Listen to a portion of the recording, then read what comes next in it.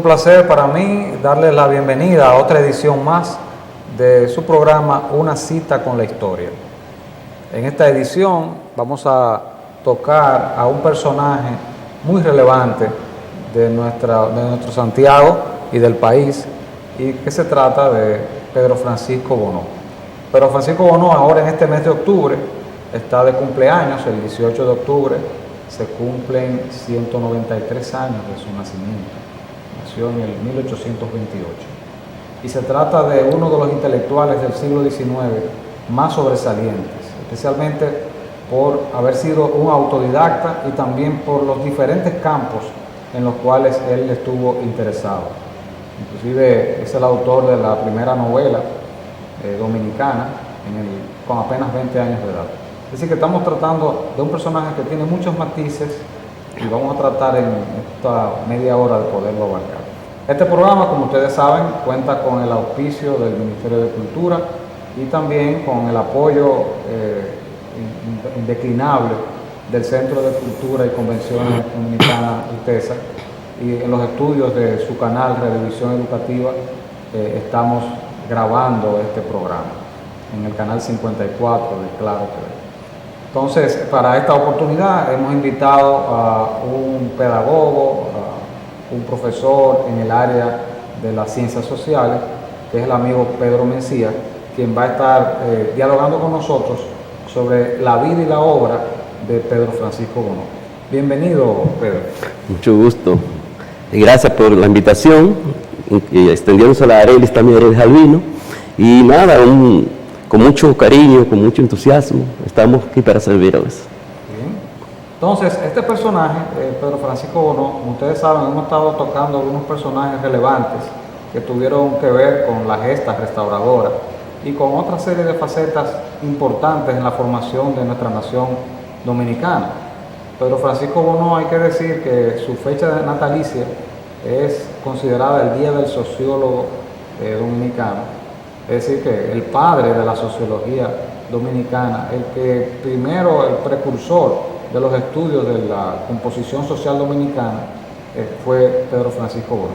Pero vamos a dejar que Pedro nos cuente más sobre este personaje tan relevante de nuestra historia y muy desconocido quizás por muchas personas en nuestro tiempo. Sí, de todas maneras, hemos tenido la suerte de muchos intelectuales que han dedicado mucho a estudiar a Pedro Francisco Bono. De los últimos, Raimundo González, pero hay la doctora Josefina Saiter, psiquiatra, psicóloga también, escribió un libro llamado Pensamiento Social Dominicano.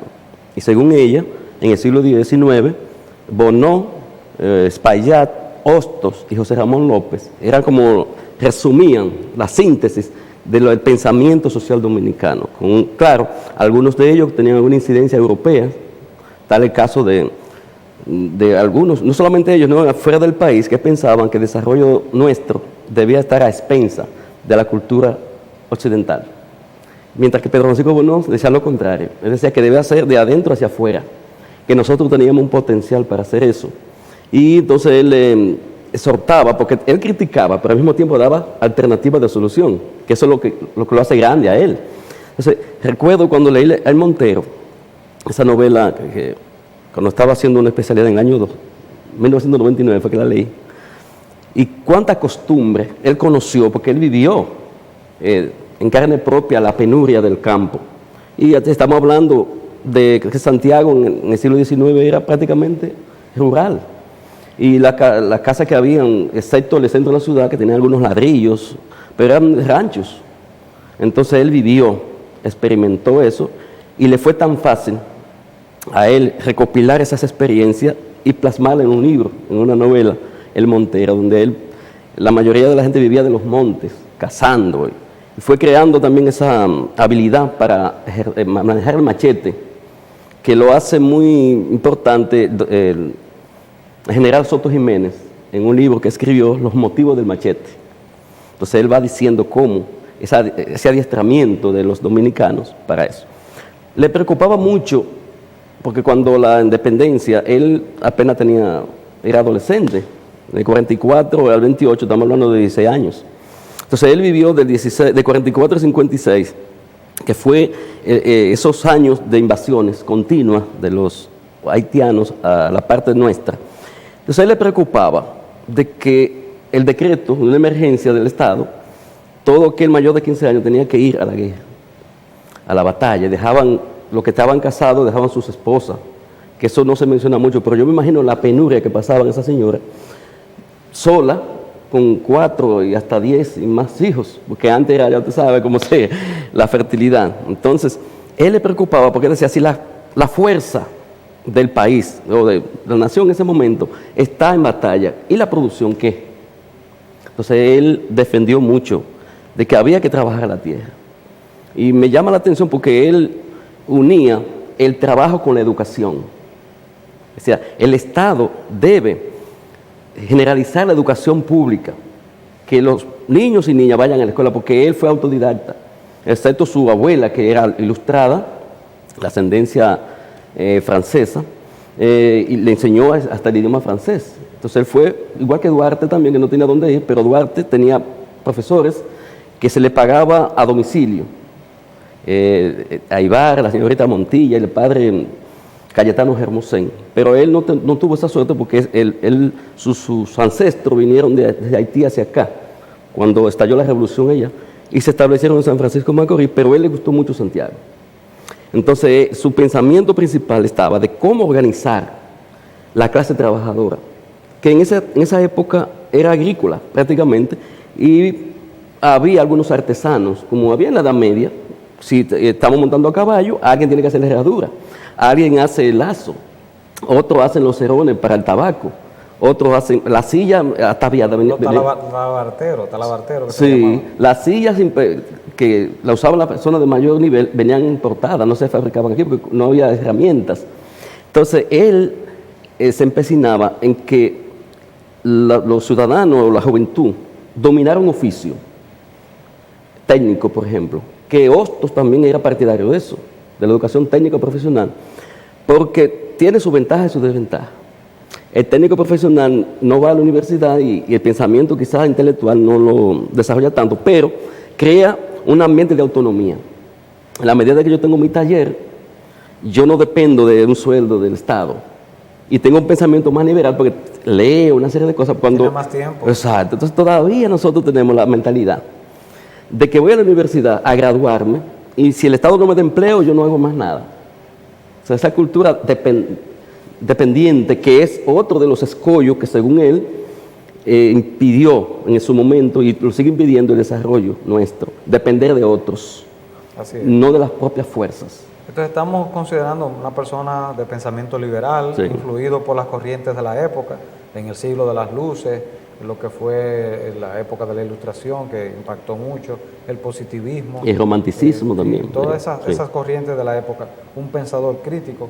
Pero no solamente estamos hablando de un hombre de ideas y de teorías, sino un hombre de acción. Sí. Inclusive mencionaste el tema de las campañas militares que hubo en esa época. ¿Tuvo un papel activo Bonó en eso y en la misma guerra restauradora? Sí, prácticamente no fue un soldado, digamos, porque le daban el título de general al que se destacaba en una batalla, pero sí un estratega militar. Parece ser que había leído las hazañas de Napoleón, esos antiguos también, y fue creando todo un conocimiento, una teoría sobre cómo manejarse en el campo de batalla. Ya cuando quieren derrocar a Báez, los ibaeños, por el fraude del tabaco en el año 57, él forma parte del equipo de intelectuales que elabora la Constitución de Moca. Él fue uno de los redactores, y ahí entonces en contra de Báez presionan y hacen que Báez renuncie, pero le abren las puertas a Pedro Santana, que vino por Puerto Plata. Sí. Una vez Santana se alza con el poder, Lo mandan a buscar. Pues. exacto, excluye a los ibaeños.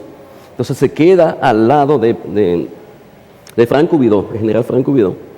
Y por eso él fue su secretario personal en la guerra de Sabana Larga, en Dajabón, que fue de las últimas, esa y Jacoba, las dos últimas, cuando los haitianos nos invadieron. Él era un estratega. Incluso iba a los campos de batalla montando su caballo y supervisaba, se preocupaba por la manutención de los, digamos, soldados, entre comillas, porque eran hombres y mujeres, sobre todo hombres, harapientos, o sea, llenos de harapos, con muchas limitaciones, con los pies descalzos. Él describe en el cantón de Bermejo cómo se arropaban con una yagua Y se arropaban con una. Y se arropaban con otra. Y entonces, usted se imagina lo que nosotros le llamamos. En esa época había muchas plagas que le daban a la gente, nigua en las uñas. Yo me imagino las chinches que aparecían, lo que nosotros le llamamos los campos de la masa. O sea, es indescriptible la penuria que una gente se pasó. Por eso, como usted me dijo al principio, se sorprende de que él duró 78 años. Cuando ya a los 60 ya era un anciano en esa época. Así es. Y además que quizás eso fue un factor que contribuyó a que las tropas dominicanas, que eran tropas desorganizadas, sin uniforme, sin disciplina militar, pudieran vencer a unas tropas coloniales entrenadas con toda la tecnología de la época, pero que no eran resistentes a las enfermedades tropicales. Andaban calzados y todo, pero los nuestros que andaban harapientos estaban inmunizados contra muchas de esas enfermedades de la época. Y sobre todo me llamó la atención que ellos hacían de boca a veces, porque la gente no sabía leer y escribir.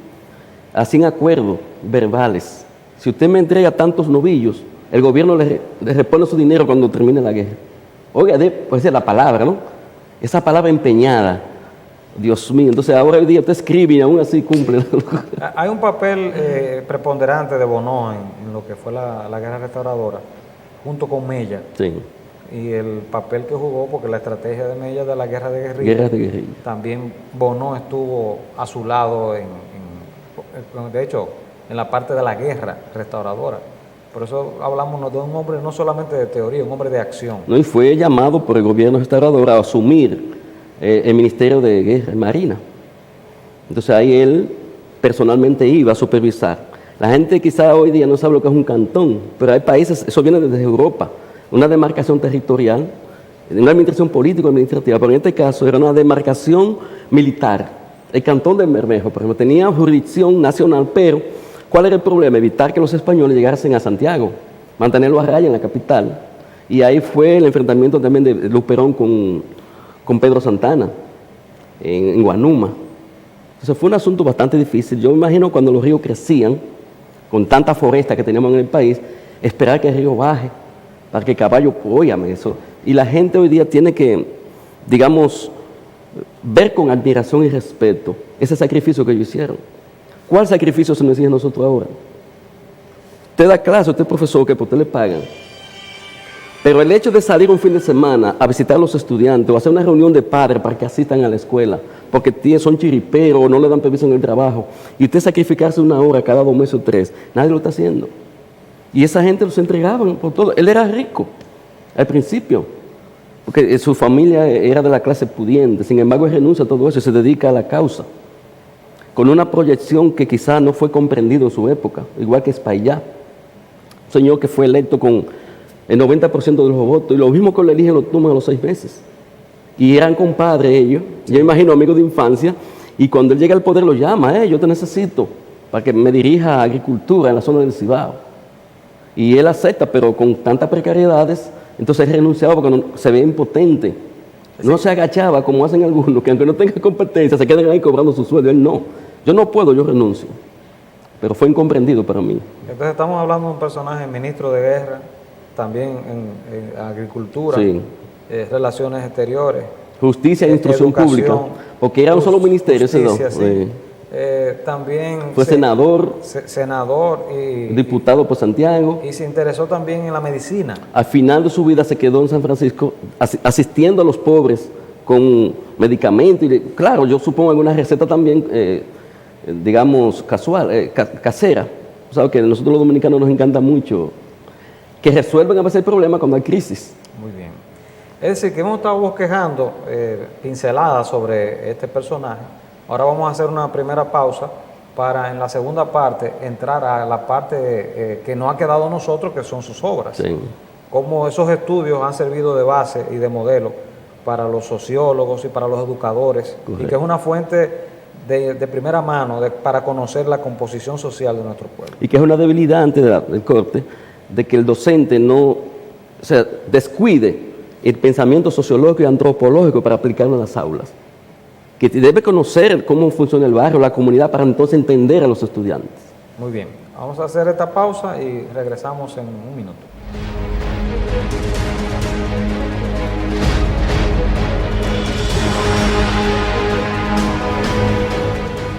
Monumento a los Héroes de la Restauración, patrimonio cultural, museográfico e histórico, símbolo que nos identifica como cibaeños y dominicanos.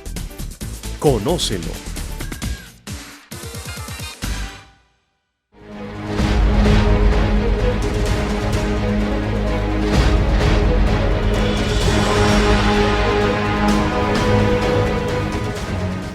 Aquí regresamos de nuevo con nuestro programa Una cita con la historia, tocando el educador y vamos a decir polímata, porque abarcó tantas áreas del conocimiento como fue Pedro Francisco Bono, un personaje del siglo XIX, pero cuyos pensamientos, cuyas ideas, cuando usted lee sus obras, parece como si se hubieran escrito ayer. Y un conocedor del alma del pueblo dominicano, y que precisamente antes del corte anterior, el profesor estuvo abordando lo importante que es que se conozca bien la composición de dónde vienen sus alumnos, las personas con las cuales usted interactúa, para usted saber cómo entrarle, ¿verdad? Cómo poderlo ayudar y cómo formarlos. Sí. Podemos continuar ahí en ese mismo punto. Sabe que en todos los sistemas educativos hay un currículum oficial que está establecido. ¿Qué es lo que hacen las escuelas? Que es un paquete y ellos lo aplican. Pero el maestro o la maestra consciente, crítico, tiene la posibilidad de revertir eso a favor de los aprendizajes de los estudiantes. Y una de las formas más idóneas es tener conocimiento sociológico y antropológico. Él también desarrolló el tema económico y discutía mucho con la clase oligarca que le llamaba, porque en los gobiernos azules, que se vendió como los gobiernos del progreso, la inversión extranjera, que los cubanos que salían huyendo, los puertorriqueños, entonces fueron desplazando el cultivo que él defendió, que fue el tabaco. Él le llamaba cultivo democrático y a los otros cultivos oligarcas, porque él decía, en el tabaco hay mucha gente que trabaja, desde niños, mujeres y adultos, haciendo diferentes actividades, mientras que una persona puede tener miles de tareas de café o cacao y con 2 o 3 gente lo resuelve, y se ha ganado mucho más. Entonces, con el manejo que decía de político de la economía, yo como maestro traje algunas de sus frases de ese pensamiento de él. Y hoy día que se habla de un nuevo presupuesto, de administrar los fondos públicos con transparencia, de el gasto ser un poquito más rígido, mire lo que dijo él en uno de sus planteamientos. Si no se contiene un tanto la corrupción y se regularizan los gastos públicos, no habrá caudal que baste. Óigame, en la página 117 de su libro. Increíble. ¿Por qué? Porque existe en el manejo público como esa ambición de más y más y más. Yo recuerdo en los años 90, cuando se desplazó a Balaguer del poder, él era tacaño en el manejo público, pero sí tenía algo importante, que él hacía un presupuesto no deficitario, sino que le sobrara para mandarlo a una cuenta para manejarla.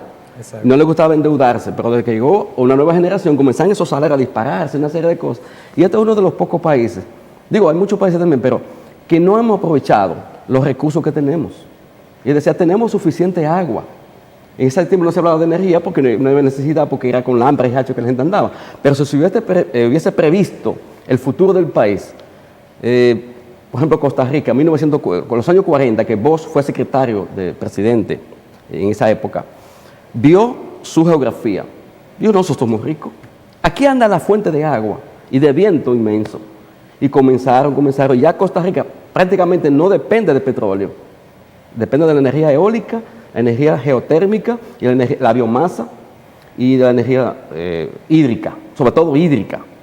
Hubo un gobierno, un presidente que construyó la principal empresa de este país. Es decir, que estamos hablando de Bono y sus ideas del siglo XIX. Con esa proyección futura. Un estadista. Sí, con esa visión. Y un pensador crítico. Y a futuro. Sí. Incluso llegó a atreverse y decir, la clase política, reúnanse y hagan un mea culpa al pueblo dominicano por sus errores que han cometido o la ambición de poder. Y precisamente por eso, mire, esta es la ley de desarrollo 2010-2030, 20 años. ¿Hacia dónde va la República Dominicana? ¿Le han hecho caso a Snow? ¿Quién dijo eso? Cada gobierno llega con un librito y aplica lo que él entiende. Pero eso fue una forma de reivindicar el pensamiento de Bono. Nos reunimos todos con un mismo propósito. ¿Cuál es? Mejorar las condiciones de vida de los ciudadanos. Que ella hablaba de la felicidad. Un pueblo es feliz cuando se educa, cuando trabaja, cuando tiene seguridad. Eso era la preocupación más. Y la autonomía del individuo. Y sobre todo que defendamos lo nuestro. Es decir, otra, bueno, no voy a leer tanto, pero la idea principal es, él lee la historia, la describe, y dice, nosotros fuimos 300 y pico de años colonia, luego nos ceden, nos han vendido Samaná, nos han arrendado. Entonces, un pueblo que se da, que se dona, los habitantes pierden la identidad nacional.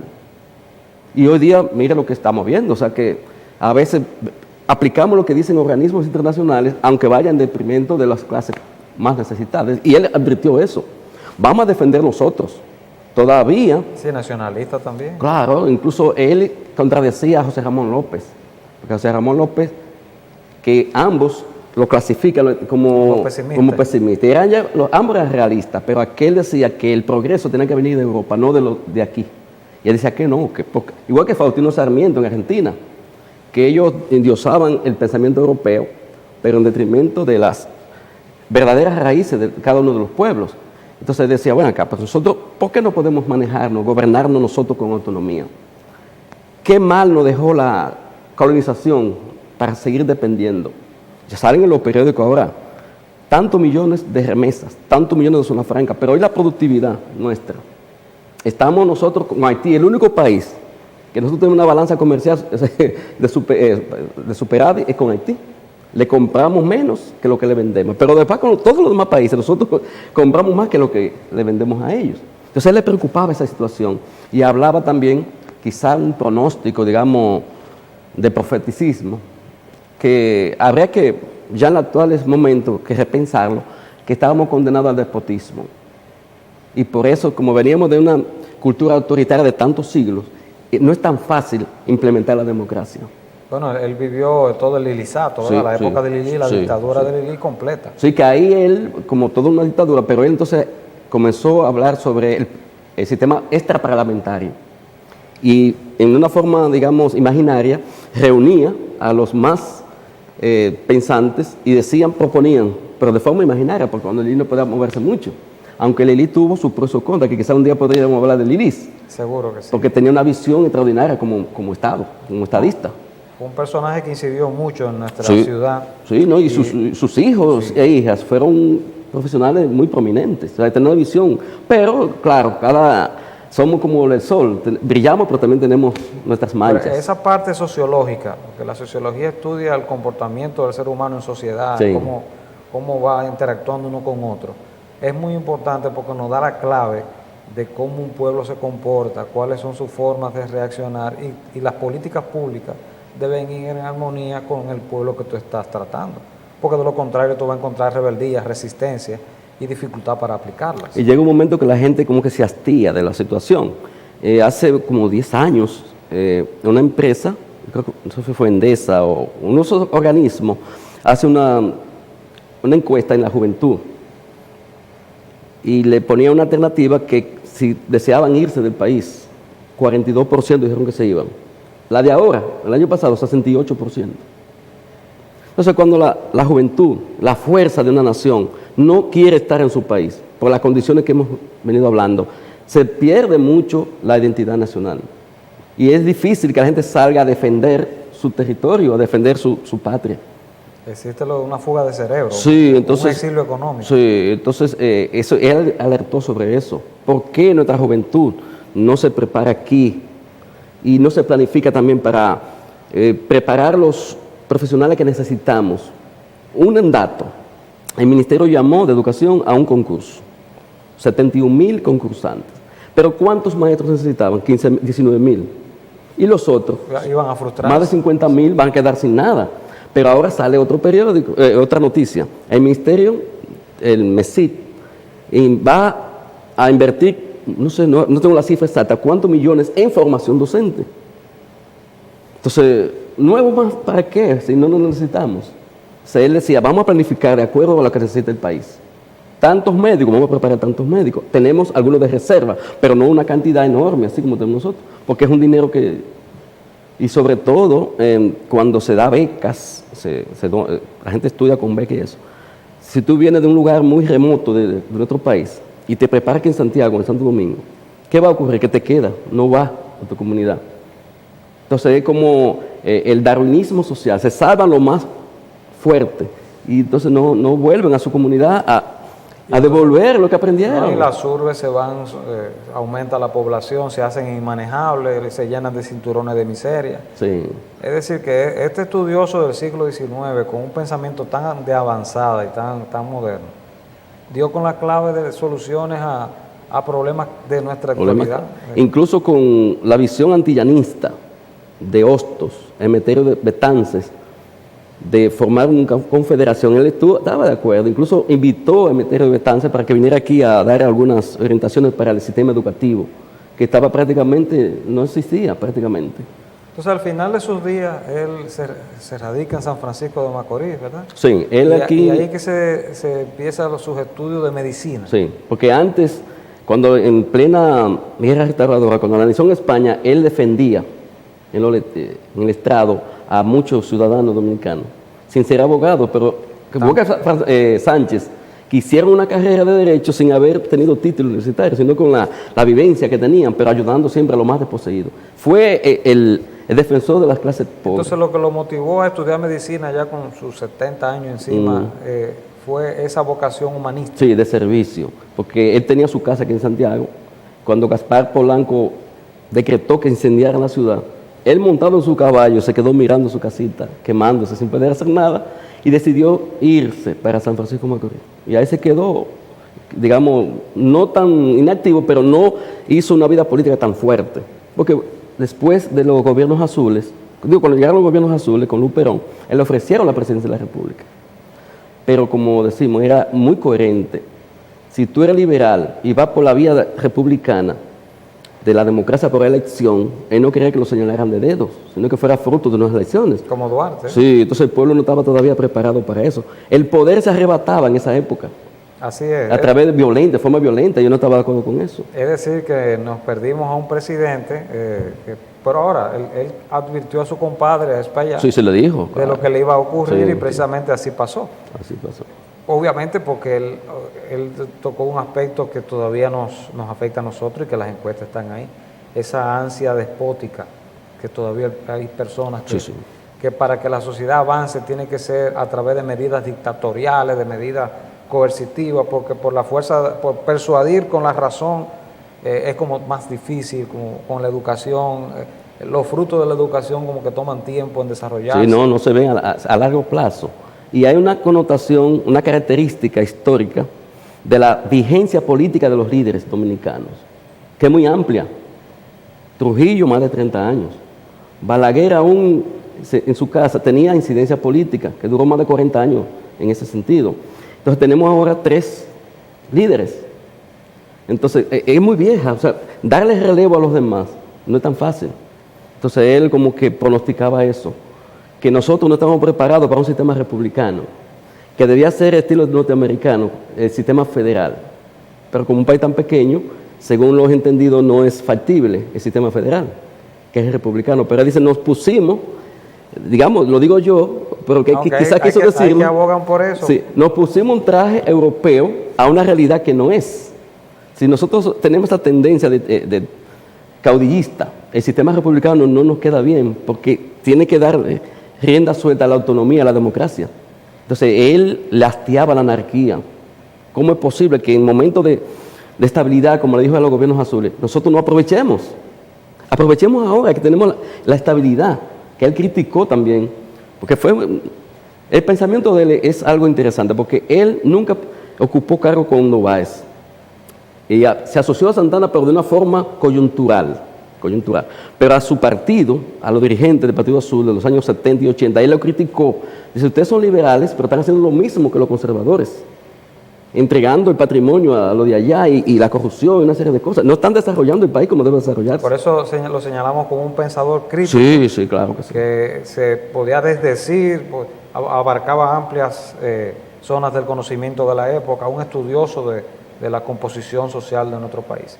Mira, Pedro, agradecemos mucho tu participación en esta cita con la historia, y de eso se trata. Abordar a este personaje con todos los detalles nos tomaría mucho más tiempo. Varios programas. Pero estas pinceladas que se han tocado aquí deben servir para estimular a más personas ahondar en ese pensamiento. Ahí están sus libros.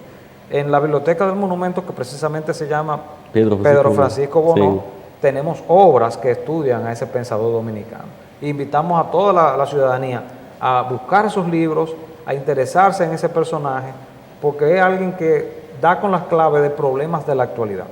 Así que... No, y finalmente que quizás aquí hay una institución que tuvieron que cerrarla, que publicaba una revista llamada de Estudios Sociales, de Centro Bono en Santo Domingo precisamente, y yo la recibía, yo estaba inscrito en ella, y eso lo cerraron por falta de fondos, por falta de auspicio. Entonces, cuando hay entidades sociales, culturales, que quieren publicar y hacer estudios de este tipo, deben conseguir el respaldo del empresariado, de toda persona que tenga posibilidad para que esos datos aparezcan. Y son gente que estudian de una forma gratuita. Ojalá y que con la ley de mecenazgo, que está recientemente puesta en vigencia, esos estudios puedan ser financiados por el empresariado dominicano. Sí. Que encuentre mecenas, ¿verdad? Gente doliente, porque ningún país puede avanzar sin pensamiento.